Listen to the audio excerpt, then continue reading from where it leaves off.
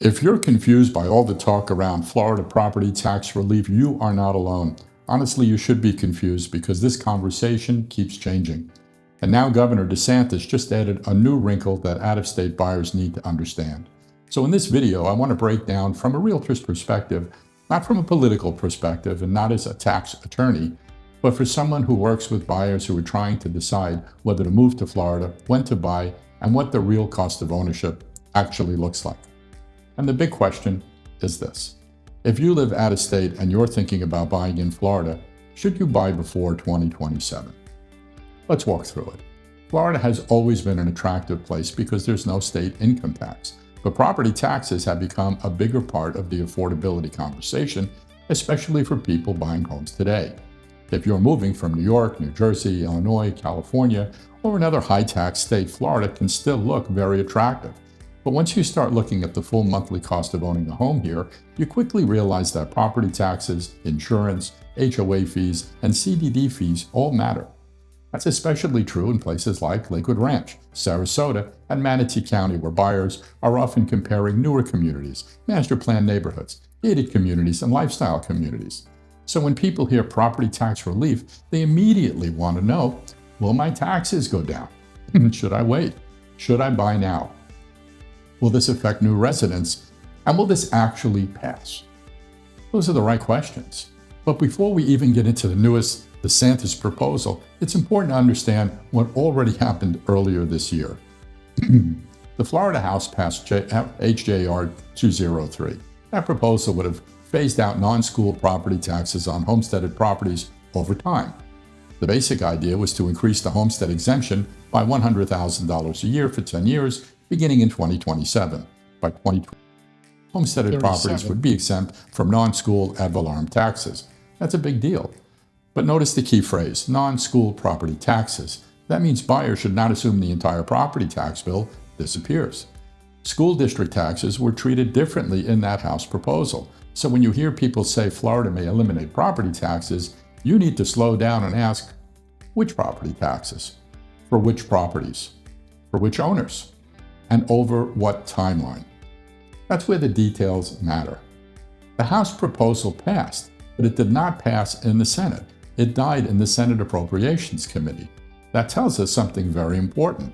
The House showed there's real political interest in major property tax relief, but the Senate showed that there were serious concerns on how this would actually work. Because property taxes are not just numbers on a bill. They fund counties, cities, roads, infrastructure, public safety, fire rescue, sheriff's department, parks, and local services. So the tea leaves are this. Florida leaders are serious about property tax relief. But getting to agree, that's the hard part. Now DeSantis is pushing the issue again. His proposal would increase the homestead exemption to $250,000 and create a path toward broader property tax relief for homesteaded properties. That sounds simple, but again, the details matter. Would this apply only to homesteaded primary residences? What happens to school taxes? And how would counties and cities replace the lost revenue? Would the local fees go up? Would services be reduced? Would the relief be immediate, phased in, or tied to residency timing? These are not small questions, and for out-of-state buyers, there is one detail that really matters. Under the current proposal, if you become a Florida resident after January 1st, 2027, you may have to wait up to 5 years before receiving the full increased homestead benefit. And that's the part a lot of buyers are missing. So if you already live in Florida, or if you've established residency before that deadline, you may be treated differently than someone who moves in later. Now, this is still a proposal.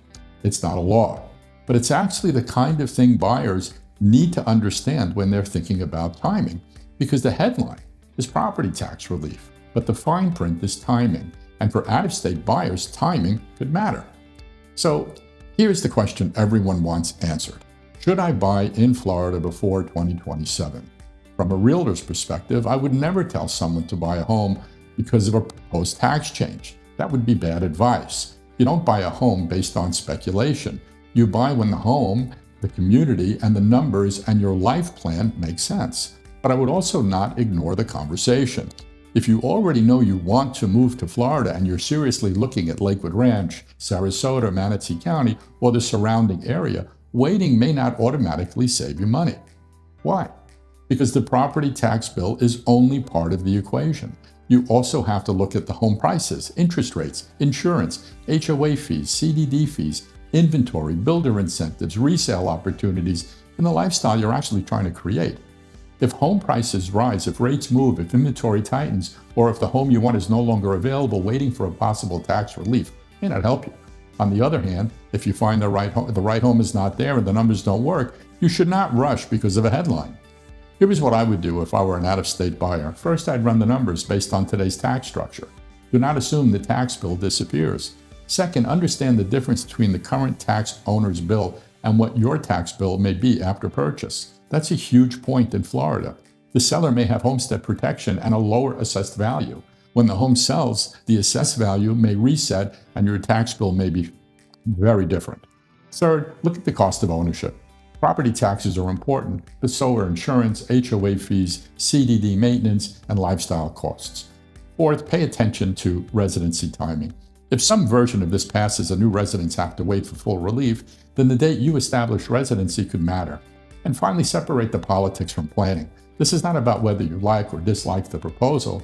It's about understanding how a possible change could affect your buying strategy.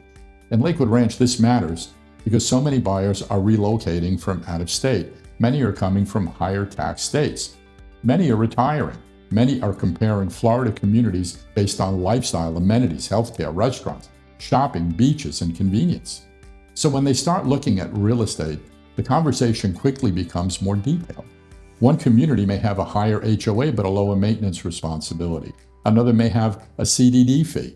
A new construction home may offer builder incentives, but the tax estimate may be different from what you expect.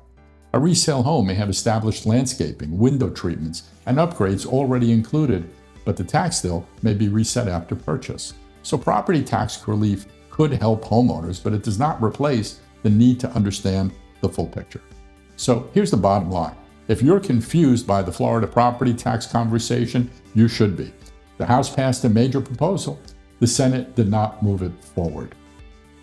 Now Governor DeSantis is pushing a new version, and out-of-state buyers may have to think carefully about timing, especially if future relief depends on when you establish Florida residency. But do not buy based on speculation, buy based on the actual numbers, the right home, the right community, and the right long-term plan. The headline is property tax relief, but the fine print is timing. And out-of-state buyers, timing could matter. I'm George Latos with Latos Realty, and I help buyers understand the real costs of moving to Lakewood Ranch, Sarasota, and Manatee County.